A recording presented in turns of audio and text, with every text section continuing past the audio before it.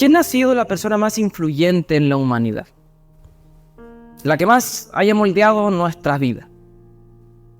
Tal vez algunos pudiesen decir, el Internet es algo que ha realmente marcado un cambio en la historia de la humanidad. El Internet ha permitido un montón de cosas y tal vez ha sido lo que ha fomentado mayores cambios. Eso involucra redes sociales, eso involucra compartir información, tener contacto con otras personas en otros lugares del mundo. Tal vez la persona que se le adjudica como el padre del Internet tal vez sea la persona más importante. O no sé, personas que inventaron la electricidad.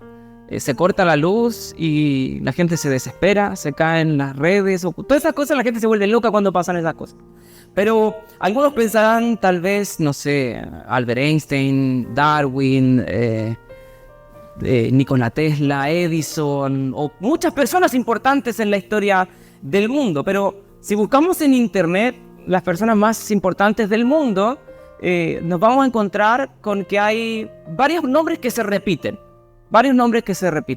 Sin embargo, dentro de estos nombres podemos encontrar Mahoma, Galileo, Darwin, Mahatma Gandhi, Martin Luther, varias personas.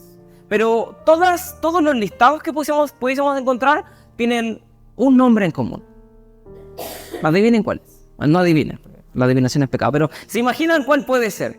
El nombre que tienen en común de las personas más influyentes o más importantes del mundo. Y ese es Jesús de Nazaret. E incluso, hoy día la inteligencia artificial, si le pusiéramos preguntar a inteligencia artificial o Google o Alexa o cualquier otra de esas cosas, también va a responder la misma respuesta, va a dar la misma respuesta. Es Jesús de Nazaret, la persona más importante. Y una de las cosas en común que tienen todos los listados que podemos encontrar, no es solo un par de nombres o Jesús, sino es la posición en la que está Jesús. Y es siempre el primero. Es la persona más influyente en toda la historia de la humanidad. Ahora, no debería sorprendernos, ¿sí? Incluso para Juan, el autor del Evangelio, él no tenía que esperar 2000 años para darse cuenta que Jesús era el más importante de todos. Vamos a leer el pasaje de hoy día, que se encuentra en el Evangelio de Juan, capítulo 3, verso 31 al 36, y lo vamos a leer completo, de corrido. Dice: en el nombre de nuestro Señor, el que viene de arriba, ese Jesús, es más importante que todo el mundo. El que es de la tierra, cualquiera de nosotros o Juan el Bautista, pertenece a la tierra y habla de lo que pasa en la tierra. Pero el que viene del cielo es el más importante de todos. Da testimonio de lo que ha visto y oído, pero nadie acepta su testimonio. El que acepta el testimonio de Jesús demuestra que Dios es verdadero. Dios envió a Jesús, quien dice lo mismo que Dios dice, porque Dios le da todo el poder de su Espíritu. El Padre ama al Hijo y le ha dado poder sobre todo. El que cree en Él, el que cree en el Hijo, tiene la vida eterna. En cambio, el que lo rechaza nunca tendrá esa vida, sino que la ira de Dios permanece sobre él. Amén. ¿Puede tomar asiento? No hay duda de que Jesús es el más importante de todos. Ahora, toda esta porción que hemos leído hay un poquito de discrepancia. Sí, la dijo Juan el Bautista como continuación de su discurso, el que estaba hablando cuando dice es necesario que él crezca y que yo mengüe. Y algunos dicen que esto es continuación de lo que Juan el Bautista está hablando, pero otros dicen que este es un comentario de Juan el autor. Entonces ahí si fue Juan el autor o fue Juan el Bautista, pero independiente de cuál de los dos Juanes pudo haber dicho, el punto es que esto es inspirado por el Espíritu Santo, haya sido Juan el Bautista o Juan el Evangelista. Cualquiera de los dos, esto lo inspiró el Espíritu Santo. Y esto es importante porque Juan está, independiente de cuál Juan está escribiendo o está pronunciando la supremacía de Jesús. Él es superior a todos, Él es más importante que todos. Él tiene el poder sobre todo. Está recalcando la grandeza de Dios constantemente. Ya vamos en el capítulo 3. Y Juan ya ha resaltado constantemente, una y otra vez, la grandeza de Cristo. constantemente. Inicia el Evangelio diciendo, en el principio era el Verbo. Lo que Juan está diciendo es, Jesús es Dios. Y eso ya lo hace más importante que cualquier otro, ¿verdad? Él es el creador de la vida, Él es la luz de los hombres, y todo lo que Juan está diciendo. Y Juan el Bautista agrega todavía más. Yo no soy la luz, yo no soy el Cristo, el Mesías. Él merece importancia, Él es el Cordero de Dios. Lo que hace es constantemente exaltar a Cristo, ¿sí? Y esto, lo que estamos viendo acá, que Él es el más importante de todos, ¿sí? Es fundamental. Y para entenderlo debemos recordar el propósito del autor al escribir este evangelio. Juan 20:31. Pero estas cosas se han escrito, todo el evangelio, para que creáis que Jesús es el Cristo, el Hijo de Dios, y para que creyendo tengáis vida en su nombre. ¿Cuál es el propósito de Juan al escribir estas palabras? Un segundo.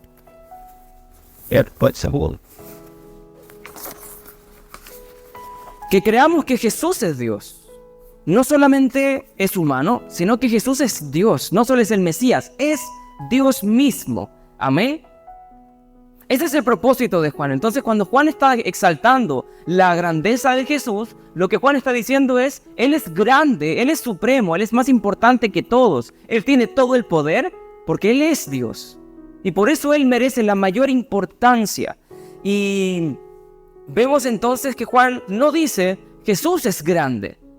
Juan no dice eso. Juan dice, Jesús es el más grande de todos. Juan no dice, Jesús es importante. Juan dice que Él es el más importante de todos. Juan no ve a Jesús como una persona dentro del ranking. Juan dice, es que no hay ranking, es que Él rompe todo. Él es mayor, Él es superior, no hay un gramo de comparación para Juan. No hay quien se le compare, no hay quien le llegue a los talones a Jesús. Él es el más grande, Él es el más importante. De manera que toda la atención la debe de tener Jesús. Y al ver esto, no es raro que veamos entre medio de una conversación con Nicodemo y una conversación con la samaritana, el relato de Juan el Bautista, que era lo que conversábamos el tema pasado de Juan, ¿verdad? Porque lo que hace esta conversación con Juan es demostrar que Él es más importante que cualquier otro. Y es lo que termina diciendo Juan el Bautista. Es necesario que Él cada vez sea más importante, o que Él cada vez crezca más y yo cada vez menos. Eso es lo que dice Juan. Y termina el capítulo 3 diciendo, Él es sobre todo, Él es más grande. Ahora, ¿por qué Jesús es el más grande? ¿Por qué Jesús es el más importante? Y Juan lo dice, es porque es Dios. Jesús es Dios y Él merece toda gloria, toda atención, todo eso. Sin embargo, no es la única razón. Leíamos en el devocional, los cielos cuentan la gloria de Dios y el firmamento anuncia la obra de sus manos. Y el apóstol Pablo, Romanos capítulo 1, verso 20, dice así, pues desde la creación del mundo, ¿sí? Desde el inicio de todo, todos han visto los cielos y la tierra. Por medio de todo lo que Dios hizo, ellos pueden ver a simple vista las cualidades invisibles de Dios, su poder eterno y su naturaleza divina. Así que no tienen ninguna excusa para no conocer a Dios. ¿Qué está diciendo Pablo? Que el cielo, la creación, exalta a Dios, muestra cuán grande, cuán poderoso es Dios. ¿Sí? Adelante. Vemos que la creación habla del poder de Dios. ¿Por qué Dios es más grande que todos? Porque Él creó todo lo que existe, dice Salmos y dice Pablo. Incluso Pablo agrega un peso sobre esta realidad. Y Pablo dice, si tú has visto la creación, tú no tienes excusas delante de Dios. Tú no puedes decir, es que yo no sabía que Jesús era el más grande. Pablo dice, la creación grita, no hay otro como Dios. Alguien pudiese decir, es que yo nunca escuché hablar de Jesús. La creación grita que hay un Dios. La creación exclama el nombre, el poder, la gloria de Dios. No hay excusas, dice Pablo. Salmos se ve bonito leer, los cielos cuentan tu gloria, pero Pablo le agrega un peso a esa realidad. Y es que nos impide tener una excusa. Tal vez hay gente que no ha escuchado de Dios, y mucha gente evidentemente no ha escuchado de Jesús. ¿Ellos qué pasará? ¿Ellos son salvos? No, pero no sí tampoco. Porque el punto es este. Aunque no hayan escuchado de Dios, dice Pablo, no tienen excusas, porque en la verdad de Dios, su realidad, su persona, su poder, su naturaleza, ha quedado en evidencia por medio de las cosas creadas. Sin embargo, Dios ha demostrado su poder de una manera en particular. No solo la creación, esa es una, ¿sí? Pero Dios ha demostrado la plenitud de su poder de una manera en particular. Y eso es a través de la obra redentora. No hay ninguna otra cosa que haya demostrado los atributos de Dios en su máxima expresión. La justicia de Dios, la santidad de Dios, la veracidad de Dios, la fidelidad de Dios, la gracia de Dios, la misericordia de Dios, el amor de Dios, su propia persona, su naturaleza. Nada puede demostrar de mejor manera todo eso que la obra redentora de Jesús. Nada. Es la mayor prueba de la grandeza de Dios. Porque imaginemos Dios no hubiese planeado la salvación del ser humano y simplemente nos hubiese creado y hubiese pasado todo lo del Edén sin la promesa de Génesis 3:15. Y hasta ahí queda, y Dios sí es grande, Dios, vimos las consecuencias de haber pecado contra este Dios, estamos condenados. Y Dios es grande porque puede crearnos, Dios es grande porque puede condenarnos. Y ahí quedó, listo. Dios es grande, sí. Dios merece ser adorado, sí, pero no cambia el hecho de que estamos condenados. Porque no hay plan de redención, porque no hay salvación. Sin embargo, Dios demostró su gracia, su misericordia, su justicia, su santidad, su amor, el deseo de Dios por salvarnos, toda su obra, quién es, sus atributos, sus nombres, su naturaleza, todo eso lo demostró en la obra redentora. Amén. Si me permiten contarle una historia, que es la historia de la redención, la historia de cómo Jesús, cómo Dios nos salvó. Y le decía, le citaba, en verdad no lo cité, solo lo mencioné, Génesis 3:15. Cuando el hombre pecó en el Edén, un jardín que fue creado para que el hombre disfrutara no solamente de la creación, sino de la presencia de Dios en comunión eterna y perfecta con Él, el hombre pecó. Pero Dios mostró misericordia. Y en Génesis 3:15, cuando está dando las consecuencias o dictando la sentencia por el pecado del hombre, de la mujer y la serpiente, Dios dice a la serpiente, tú vas a tener una simiente, pero tu simiente con la simiente de la mujer van a estar en conflicto. Y la simiente de la mujer te herirá a ti con un golpe mortal en la cabeza. Y tú le herirás a esa simiente con un golpe en el calcañar. Había dado una promesa a Dios a Eva y a Adán, evidentemente, a la humanidad. Adán y Eva son representantes de la humanidad. Y Dios les dio una promesa y les dijo, una simiente, no, la simiente. O sea que está pensando en una simiente en particular. La simiente va a nacer por medio de ti, le dijo a Eva. Y ella lo creyó definitivamente. ¿Qué le puso? El nombre que le puso a Caín habla sobre eso. Pero la simiente no era Caín. La simiente era Abel. Sin embargo, Satanás, la serpiente, se tomó en serio su papel. ¿Y qué hizo? Por medio de Caín, mató a Abel. Pero el capítulo 4 del Génesis termina con una luz de esperanza. Y Dios había prometido la simiente. Entonces, ¿cómo termina el capítulo 4? Set, otro hijo de Adán y Eva, y él continuaría la simiente. Y el capítulo 5 nos presenta una generación malvada, perversa, destruida, digna del juicio de Dios, de aquel diluvio. Pero también nos presenta la continuación de la simiente, y ese es Noé, un varón justo, perfecto en su generación. Y Dios salvó a Noé, sus hijos Sem, Cam y Jafet y sus esposas, para que por medio de uno de ellos continuara la simiente. Y Dios escogió a Sem, el hijo de Noé. Y de Sem, en el capítulo 10, encontramos que él tuvo muchos descendientes, pero no eran ellos la simiente, sino que sería por medio de Taré, uno de sus hijos sería la simiente, y ese sería Abraham. Y Dios le dijo a Abraham, le dio promesas. Tú heredarías Canaán, sería tuya, serías padre de multitudes, y por medio de ti serían benditas todas las naciones. Y de ti vendría la simiente. ¿Cómo sería eso? Se preguntó a Abraham y Agar. Abraham y Sara.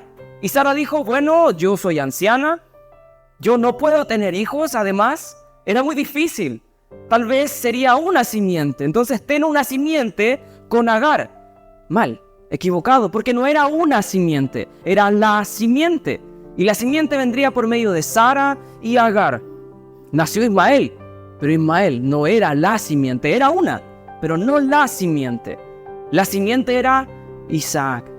Y a Isaac le nacieron 2 hijos, gemelos, ¿verdad? Esaú y Jacob. ¿Quién sería la simiente? El mayor heredera, la primogenitura. No, porque no es por herencia, porque no es por quien sea mayor, es por elección divina. Y Dios eligió al menor, a Jacob.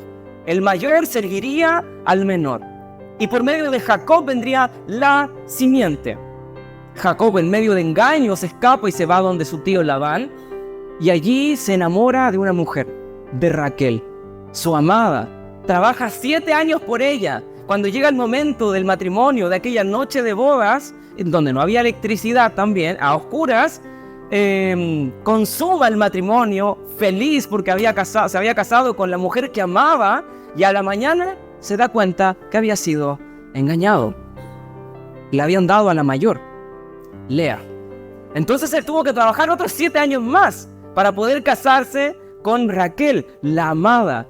Y también fue estéril al principio, pero Dios le dio un hijo por su amada, José y Benjamín. José, el hijo amado, el hijo que más amaba, porque era el hijo de la mujer que más amaba. ¿Y qué pasa del capítulo 37 en adelante? Del Génesis vemos la historia de José, pero José no era la simiente. José era una simiente. ¿Quién era la simiente? Cuando leemos Génesis capítulo 37 vemos la historia de José, pero entre medio hay un paréntesis como una especie de anuncio en video de YouTube. Ahí está el capítulo 38, la historia de Judá. ¿Por qué está la historia de Judá al medio, o ni siquiera al medio, entre medio de la historia de José? Porque no se trata de José la historia, se trata de Judá.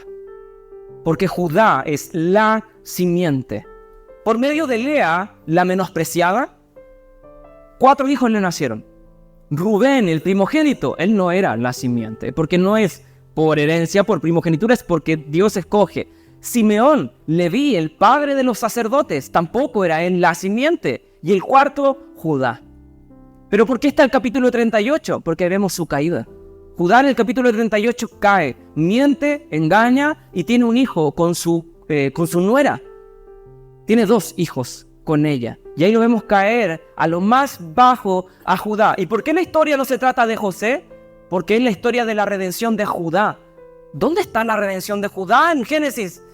Nadie la ve, aparentemente no está allí. Pero sí conocemos la historia de José. ¿Qué hace José cuando quiere probar a sus hermanos? Tráiganme al menor, porque quería probar si acaso había envidia todavía en ellos. Le traen al menor. José arma ahí un plan para capturarlo, para tenerlo preso. ¿Y quién es el que salta a defender a su hermano menor? Es Judá. Judá dice, no, tómame a mí en su lugar. Yo seré su sustituto, déjalo libre. Pero a mí, tómame en su lugar, pon todo el peso sobre mí. Yo seré su sustituto. Porque sería a través de Judá, por medio de quien Dios continuaría la simiente. Y Judá tuvo muchos descendientes. Y uno de sus tataranietos era el hijo de Isaí, uno menospreciado. Ese era David. ¿Y cómo aparece David en escena? Sí, Samuel lo unge, ¿verdad? Pero ¿cómo vemos la primera historia de David? Aparece un incircunciso, un filisteo gigante que está retando a los ejércitos del Dios de Israel y dice, tráiganme a uno que lo represente y peleemos. Si ustedes me ganan, nosotros, o si él me gana, nosotros les serviremos. Pero si yo logro derrotarlo, ustedes nos servirán a nosotros. Y David, por casualidad, está allí y escucha. Y David dice, ¿quién es este? Y él va y dice, yo voy a salir en representación de todo Israel. Y sepa toda esta congregación que hay Dios en Israel. Porque Dios me entregará tu cabeza en mis manos. Y en el nombre de Jehová de los ejércitos, él sería derrotado. David salió a pelear contra Goliat como un representante David era la simiente. Y Dios hizo un pacto con David. Y Dios le dijo, no va a faltar un rey de la casa de Judá aquí. Y va a llegar uno que va a reinar con cetro de justicia. Va a llegar uno que tendrá un reino perpetuo. Y David tuvo muchos descendientes. Y nació uno de sus hijos allí en Belén, en una ciudad olvidada, en una ciudad menospreciada de una virgen. Nació Jesús, el hijo de David. Y fíjense quién es Jesús. Aquel que como Judá salió en representación de sus hermanos. Aquel como David salió en representación del pueblo. Y fíjense cómo además Dios redime. Porque en Génesis también hay una historia paralela de Lot y Sodoma y Gomorra. Sodoma y Gomorra destruida. Lot se salva junto a sus dos hijas porque su esposa muere también. Y sus hijas se acuestan con su padre. Tienen cada una un hijo. Y uno de sus hijos es Moab. Moab es un nombre conocido dentro de Israel porque de Moab, de ese niño, nacieron los moabitas, un pueblo que peleó constantemente con Israel. Pero ¿saben quién más salió de los moabitas? Ruth. Ella era moabita y Ruth era abuela de David. Y recordamos atrás, Judá tuvo un hijo con su nuera, tuvo dos. Y uno de sus hijos era Fares. Y Dios ocupó a Fares para continuar la simiente. Y Dios también ocupó a Rahab, una prostituta. Y eso lo vemos en la genealogía de Jesús. Cómo Dios ocupó a cada uno de ellos en su plan para traer al mundo a la simiente. Y la promesa en Génesis 3:15 está allí. ¿Por qué toda esta línea sucesiva de la simiente? Porque Dios diría, lo que yo prometí en Génesis 3:15, yo lo cumplo. Se demoró cientos y miles de años, pero Dios cumplió su promesa. Y con Jesús en la cruz se cumplió esa promesa. La muerte de Jesús y su resurrección fue el golpe mortal sobre la serpiente, venciendo a Satanás, al pecado y al mundo. A la muerte fueron vencidas en ese lugar. Pablo exclama, ¿dónde está, oh muerte, tu victoria? ¿Dónde está? Si Jesús venció. ¿Y dónde está Jesús? ¿Qué dice Filipenses? Tengan la misma actitud que tuvo Cristo Jesús. Aunque era Dios, no consideró que el ser igual a Dios fuera algo a lo cual aferrarse. En cambio, renunció a sus privilegios divinos, adoptó la humilde posición de un esclavo y nació como un ser humano. Cuando apareció en forma de hombre, se humilló a sí mismo en obediencia a Dios y murió en una cruz como morían los criminales. Por lo tanto, Dios lo elevó al lugar de máximo honor y le dio el nombre que está por encima de todos los demás nombres, para que ante el nombre de Jesús se doble toda rodilla en el cielo y en la tierra, y debajo de la tierra, y toda lengua declare que Jesucristo es el Señor, para la gloria de Dios Padre. ¿Se fija cómo Pablo está en sintonía con nosotros, o nosotros con él, en verdad? De que la mayor muestra de la grandeza de Dios es su plan redentor. ¿Qué Dios hace lo que nuestro Dios hizo? ¿Qué Dios se humilla de esta manera? ¿Qué Dios escoge al hijo de un incesto para continuar su descendencia? ¿Qué Dios escoge a una prostituta para continuar la descendencia del santo? ¿Qué Dios escoge al hijo que tuvo un hombre con su nuera por medio de un engaño para continuar y nacer así al Redentor? ¿Qué Dios hace eso? ¿Qué Dios se hace hombre y es humillado, es insultado, es escupido, es herido por nosotros? ¿Qué Dios hace eso?